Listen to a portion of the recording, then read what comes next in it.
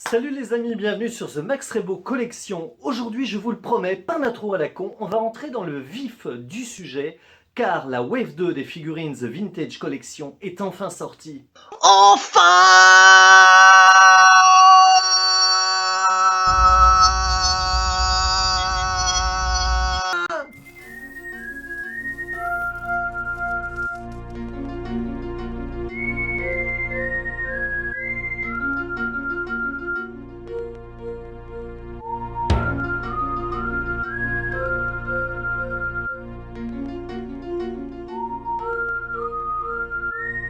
Passons donc tout de suite à la review des 4 figurines qui constituent cette Wave 2.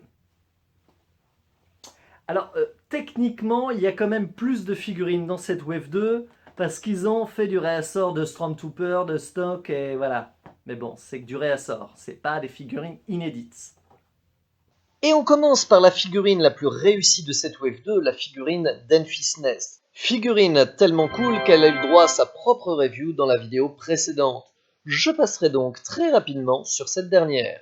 Cette figurine, comme toutes les figurines Vintage Collection, bénéficie de détails assez soignés. À commencer par cette cape dans un tissu de plutôt bonne qualité, assez épais et doublé, avec la fourrure qui, elle, est en plastique et permet à la cape de bien tenir. Comme vous le voyez, le travail de peinture est assez soigné, que ce soit sur ce collier qui est en plastique souple mais qui est collé à la figurine, ou de sa robe qui est en plastique rigide et reprend les couleurs fidèles à celles du film. Un mot rapide sur ce qui fait le sel de cette gamme, les multiples articulations, poignets, coudes, les bras s'écartent, les bras pivotent, c'est formidable. On a aussi des articulations, comme d'habitude, au niveau des chevilles, au niveau des genoux, ça pivote, ça s'écarte, c'est formidable.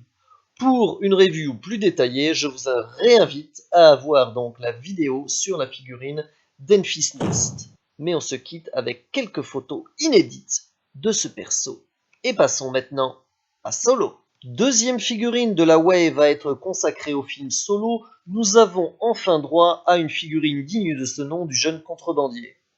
Quel charmeur!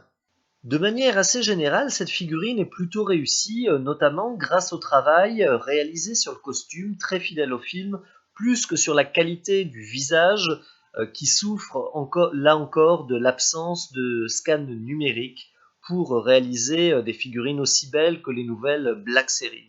Comme pour la figurine d'Enfis Nest, Solo bénéficie de nombreux points d'articulation, des articulations qui sont parfois entravées en raison du costume de la figurine. Là, par exemple, vous avez une articulation au niveau du poignet qui n'est pas totalement satisfaisante à cause de la manche qui bloque le mécanisme. Vous avez sinon une articulation au niveau du poignet, au niveau de l'épaule, c'est quand même relativement fluide. On peut soulever sa veste de cuir de cercle là pour dévoiler donc une articulation au niveau du torse. Donc là encore, le torse pivote, mais la figurine ne peut pas se pencher en avant en raison de sa veste. C'est encore plus flagrant sur les articulations au niveau des jambes, qui se retrouvent là encore entravées à cause de la ceinture. Ceinture qui est et holster qui sont magnifiques et qui montrent là encore le beau travail de finition autour de ce costume. Moi, franchement, je trouve le travail sur la veste magnifique. Ouais, non, super. On a même la petite plaque d'identification. Cependant, cette figurine n'est pas exempte de défauts. Alors, je vais pas trop insister sur le visage, représenter des humains à cette échelle est toujours casse-gueule, mais choisissez autant que faire se peut votre figurine en magasin, notamment le travail sur les yeux peut souvent laisser à désirer. Et c'est ballot d'avoir un solo qui louche. Par contre, ce qui me gêne beaucoup, c'est ce numéro de série sur la jambe dégueulasse, et également cette articulation au niveau des bras qui est quand même hyper visible.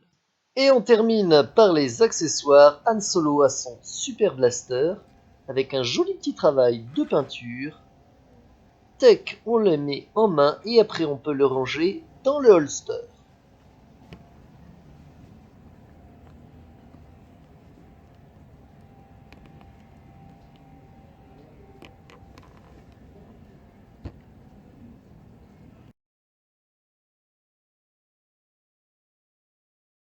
Troisième figurine de cette wave, le Death Troopers de Rogue One. Et oui, encore un spin-off. Mais il s'agit d'un repack des figurines 10 cm Black Series Walmart. De là en déduire que les Vintage Collections servent à écouler les invendus de Walmart, il n'y a qu'un pas. Mais allez, on passe à la review. Car malgré tout, cela reste une très belle figurine. Surtout si l'on la compare aux figurines 10 cm sorties dans la gamme toute simple Rogue One. Là, on a une figurine super bien articulée, très bien finie. J'adore le fait que ça soit un spécialiste Stormtrooper, donc avec les grenades, l'épaulettes, le gilet. C'est vraiment une très jolie figurine. Comme vous le voyez ici, elle est super bien articulée. Idéal pour vos dioramas, pour recréer différents combats. Niveau accessoires, on a son gros gun et le blaster de poche. Le travail de peinture est plutôt joli. Ok, c'est une figurine monochrome, mais les quelques détails argentés rehaussent le tout. Et si vous n'avez pas la version Walmart, cédez pour celle-là. Surtout si, comme moi, vous adorez les troopers. Il en jette quand même. Hein. Peut-être m'en prendre un autre. Allez, s'il en reste, je craque. Et on termine avec ma figurine préférée avec Enfys Nest, encore un trooper de Rogue One, l'Overtank Pilot. Et elle est particulièrement réussie car on a quelque chose d'inédit, on a une figurine hyper bien finie niveau peinture et on a un trooper cool. Alors, niveau articulation, on est là encore servi par quelque chose de lourd. Les articulations sont souples, les articulations sont nombreuses. C'est génial. Bon, en raison de son armure, on est quand même limité. On ne peut pas succomber à toutes nos envies, toutes nos folies. Quoique, il est plutôt, là encore, plutôt souple. À niveau articulation, ça tourne, ça pivote bien. Là, je vous laisse, je fais le grand test. Hein, c'est vraiment quelque chose de pleinement satisfaisant. Une vraie belle figurine, surtout quand on se souvient de l'Overtank Pilot qu'on a eu dans le set Jedha Battle avec Saw Gerrera, qui était une figurine hyper figée, hyper décevante. Là, on a un Overtank Pilot réellement cool. Voici quelques photos pour bien admirer le travail notamment de peinture, de salissure réalisé sur l'armure de ce trooper. Effectivement, sur Jedha, planète désertique, il y a du sable, il y a du vent. Donc résultat, son armure est cracra. Et moi je trouve que ça rend vraiment bien car ça nous donne, ça confère du réalisme à cette figurine.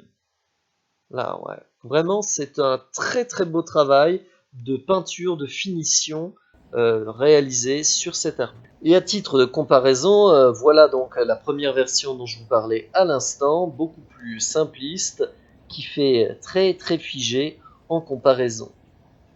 Oh mon dieu. Oui. Oh, qui sont beaux. Donc on voit effectivement qu'une figurine vintage est un level, mais vraiment au-dessus. Et même plusieurs levels. Et si vous avez, comme moi, la chance d'avoir l'Overtank, vous pouvez y ranger votre trooper, quoi qu'il en faut deux. Ils sont malins chez Hasbro. D'ailleurs, publicité, il y a une super review de l'Overtank sur The Max Rebo Collection. Mon dieu, je parasite ma chaîne avec des pubs. Voilà, cette vidéo touche à sa fin, j'espère qu'elle vous aura plu, j'espère que cette Wave 2 vous aura plu. Moi déjà, je suis beaucoup plus satisfait que la Wave 1, parce qu'au moins, même si elle ne comporte que 4 personnages, on a 3/4 de figurines de moule totalement inédits, et ça fait plaisir. N'hésitez pas à me dire dans les commentaires quelle est votre figurine préférée, et je vous dis à très bientôt sur The Max Rebo Collection.